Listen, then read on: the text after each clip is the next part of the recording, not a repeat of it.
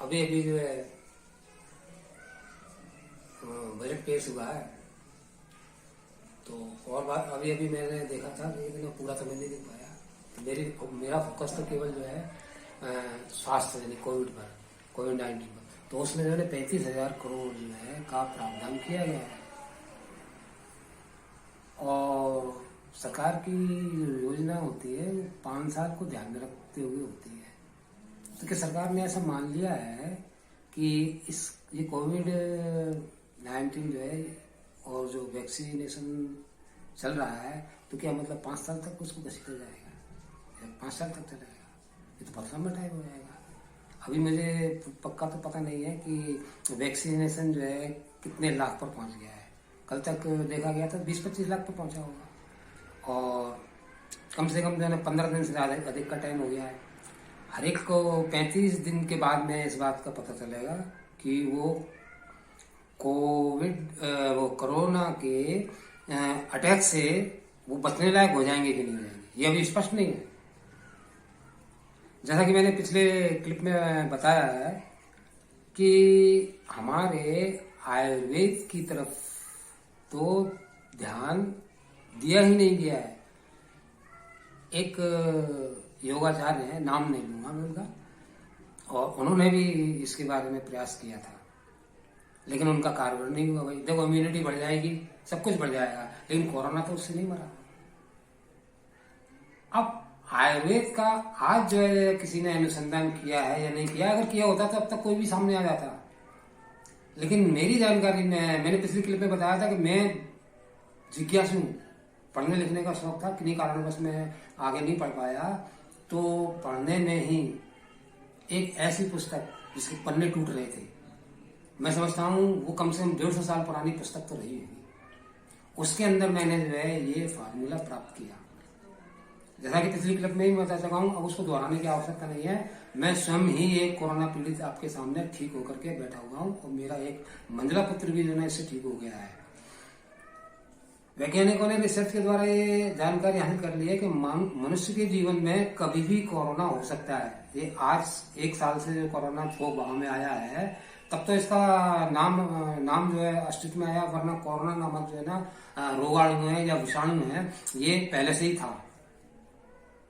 और जैसा कि होता है कि कोई चीज एकदम ज्यादा बहुतायत में जब आती है, तब उसके ऊपर ध्यान दिया जाता है। और उस समय मान लीजिए कोरोना का मरीज डॉक्टर के पास आया। अब डॉक्टर भी चमक रहे हैं, मेरे देश के डॉक्टर समझाए, खासतौर से एलोपैथी के, उनको भी नहीं मालूम होता है।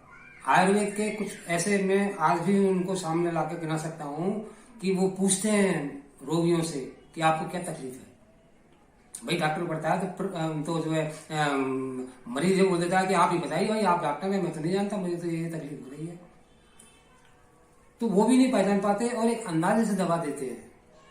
ट्रम्प साहब ने भी जो है ना मदद मांगी थी, तो हाइड्रोलिक क्लोरोक्विन सल्फेट जो दवा मांगी, उसी समय मेरा माथा ठमका कि क्या जी मलेरिया की दवा से कोरोना को ठीक करेंगे? बाद में फिर जब रिकवरी होना शुरू हुई, तो रिकवरी हो रही है तो ये भी तो ठीक हो रही है ना, लेकिन कोरोना आगे चल रहा है, रिकवरी पीछे चल रही है कितना। लेकिन इस आयुर्वेद योग के द्वारा मैं गारंटी से कह रहा हूं कि कितना, मेरी चुनौती स्वीकार कीजिए, और 24 घंटे के अंदर अंदर अगर कोरोना का ठीक ना हो, और साथ ही 2 डोज में, एक तो कोरोना ठीक हो जाएगा, वो बाकी के डोज में क्या कहते हैं ना 5 जो है आज की कथित वैक्सीनेशन, 5 लोग वैक्सीनेट हो जाएंगे। और खर्चा कितना है? चाय नाश्ते के बराबर। और हमारी भारत सरकार ने 35,000 करोड़ का बजट रखा है और 5 साल का टाइम दिया है। मैं कहता हूं कि 1 साल के अंदर ही अंदर जो है ना, आधे से भी कम 15,000 करोड़ के अंदर के कहते हैं ना, ये कोरोना का न भगा दूं। मतलब मैं नहीं, इस आयुर्वेद के योग के द्वारा।